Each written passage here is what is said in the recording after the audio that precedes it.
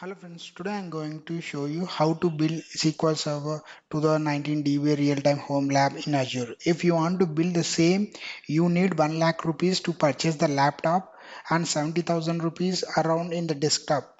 Okay, and we need certain requirements to build in the home lab. I already shown you how to do that in our own laptop.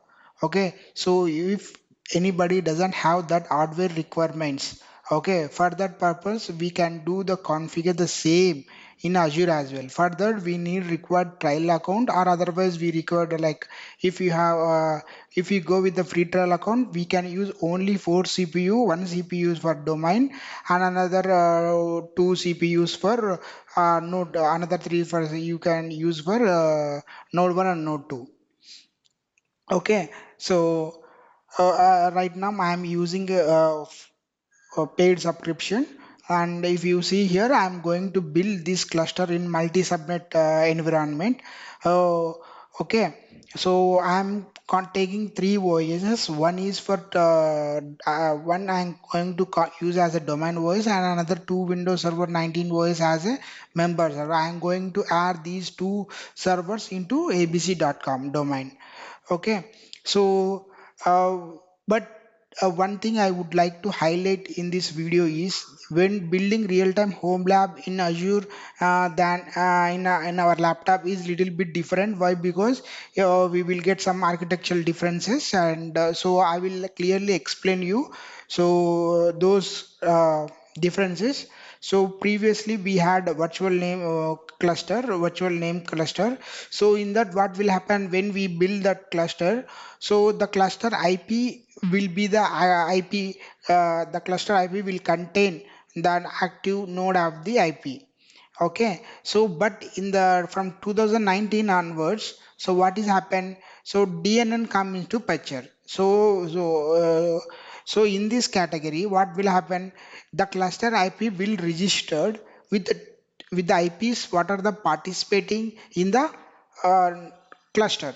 For example, if you have created a cluster with two nodes, okay, the cluster which is the role we have created in the cluster, that cluster IP is going to register with two IPs of the nodes in the DNS. Okay, so one node will be active. Okay, when for example no node IP will have to is if you cluster ping to the cluster, it will give node IP. If the services are running on node 2, it will give the node node 2 IP. Okay, so for that reason, so the DNN will register with two IPs in the DNS. Okay, so for multi-subnet, we no need to require for load balancer for listener purpose, but however it required for single subnet. Okay, we can configure the load balancer if the participated VMs are in same available set or zone only. Otherwise, it is not possible to configure the load balancer. So these are the simple differences that we have when compared to on-prem. Okay, so for error with troubleshooting, that one I would like to highlight. So all member servers should be a part of the domain. That is a mandatory thing. So firewall should be off. Why? Because the domain by default, there are two firewalls are there. One is public and one is private. When you add that system into the domain, again at the time after that domain firewall will get added. So we need to turn off. Why? Because we are a DBA administrators. We want to simulate that real-time network. So that's the reason. I mean, we are building all of this. Okay, but in the real time, we are not going to do all of this. Okay, certain respective teams will be there, but when it's come to home lab, we have to act everything. Okay, for that reason, since we are not network administrator and it is not required for us. So for that reason, we are simply disabling the firewall. So before doing anything, we need to check the communication and between either ping is happening or not, NS lookup is or not, is everything fine. First, we need to check the communication and that not respective IPs are there or not. So we need to check that everything before doing anything. So, and one more thing, login with the domain administrator or the user, which is domain level permissions.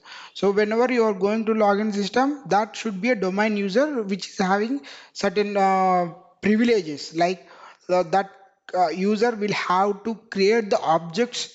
Okay, should be read the objects in the domain level. Why? Because when you are going to build that, you have going to create the clusters, roles and everything. That roles automatically have to be registered in the DNS and Active Directory. So that permission should have.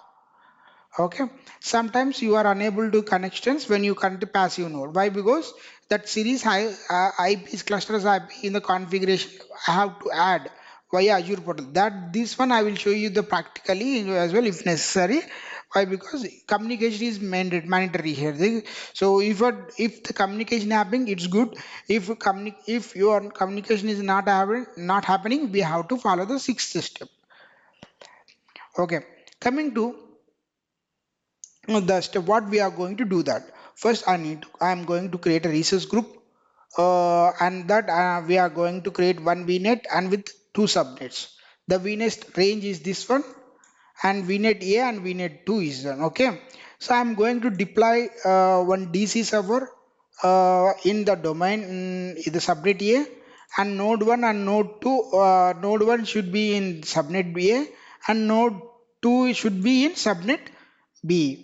Okay, in the node 1, I am going to deploy the DC and A as well. Okay, I mean node 1 and DC. In subnet B, I am going to deploy only node B. Okay, so after that, so I'm going to configure these DNS, access target servers and everything, and I'm going to build the domain with the name called abc.com. Okay, after that I'm going to deploy two Windows Server OS with the name of node 1 and node 2. Okay, node 1 should be deployed in the subnet way. Yeah, I already showed this discussed in the first point. So once I've added into that domain IP for communication purpose, we need to add that IP as well in the private node 1 and node 2 of the domain. Okay, the domain private IP address should be added, okay, in the DNS of Azure, node 1 and node 2 via Azure portal. So once we done that, we are going to add all these servers in multi-disk for easy administrators. For example, if you want to do restart again, I need to download the RTP file, I need to enter the username and password, everything. So I don't want to need this kind of for easy administrator. I will go I use multi-disk, or otherwise if you I am familiar with multi-disk. If you want to use, you can also use remote desktop connection manage is also there. Okay, so this is a portable tool, no need to install as well. Okay, if you are familiar with others, so you can go for with that. This is optional. Okay, you know, it's not like mandatory. For easy administration I am using this. So once you added that, domain and public firewall should be turned off here in the domain, and node 1 and node 2 as well. You okay, mm, you have to add the node 1 and node 2, disable the firewalls once you join that. So now after that we need to create the virtual hard disk and domain, and should be assigned to the node 1 and node 2. After that we need to connect to the iSCSI initiator, and we have to assign the drive letters in the node 1 and node 2. And one thing what we need to remember is the drive letters format and allocation should be the same. Okay, so I will prefer as of now NTFS should be location, should be format and 64-bit. So these things has to be configured 64-bit. Why? Because space should not go waste, right? So for that purpose, I recommend 64-bit allocation. Okay, so once you have done everything, you have to create the cluster using this PowerShell command. If you use this PowerShell command, so in the Azure network also it will build like a traditional architecture. Okay, you have to use the management point singleton. Okay, this point you have to highlight it. Okay, so after that, that one I want to remove.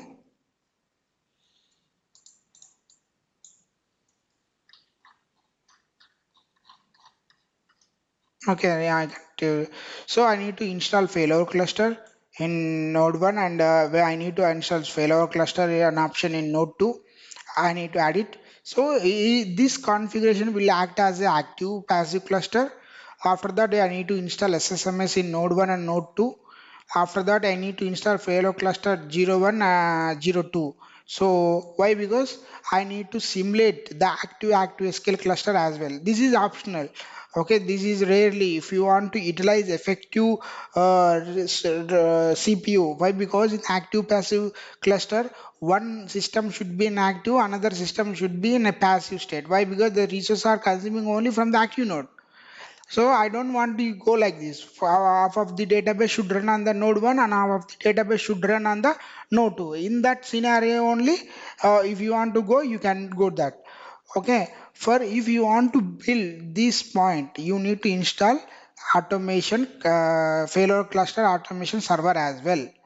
Okay, so install standalone 2019 Hyderabad 01 and install 2019 Node 2 as well for to build the normal always on and to build log shipping and everything. Okay, so you need to enable always on feature in node 1 and node 2 and you have to configure. So you can download any adventure works or Northwind database for replication practicals. So after that you can configure log shipping, mirroring and transaction replication. So after this the real-time home lab is completed. So finally we build that. So if you want to implement any scenario and you can implement it. Okay, so like that we will build a lab, real-time home lab in Azure. Okay, so let's see the practical one by one. Okay, so open your browser. So here I have already showed you how to do that in real time. In sorry in your home laptop. Okay, without touching Azure. Okay, so go to visit this site and you can download a multi-disk version. So if you see here, come down. About I'm using multi-disk 3.16 version. Okay, so I'm closing this. So right now here, so as said in the point, first go to resource group. Okay, click here. So one thing you need to remember, resource group is just a small thing. It is like just a folder. Okay, so for we are doing all this for testing purpose. So I'm writing as a testing. Okay, click on. I'm creating a resource group in East US region. Does that doesn't mean that you can have only create the OS which are created in the USA, but there is no relation that for the reason where you are creating for the resource group and the reason.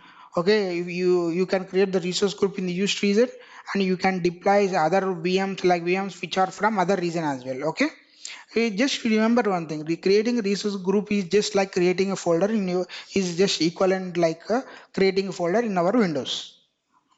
Okay, click review and create. Validation passed, click create. Yeah, resource group has been completed. Just go click on that, click on resource group here, type here testing. Say testing is there. Okay, see currently I don't have any resources as well. Okay, now click home. Now type virtual networks here. Okay, click create. So you have to select your resource group. Select resource group testing. Okay, so what is the resource group here? Okay, primary vnet. Okay, click next IP address. So what are the IPs? 1.1. If you see 1.1.16. Okay, that's good. Okay, so add subnet here. Subnet A 10.1.1.0/24. Okay, so don't touch anything here. This is all not required for us. Click add. Okay, so subnet A is added. If you see here, subnet 1.1.0.0 track 24. Now we need to add another subnet. Subnet B 1.2.0/24. Okay, click add. So I have created one network and two subnets. Click create.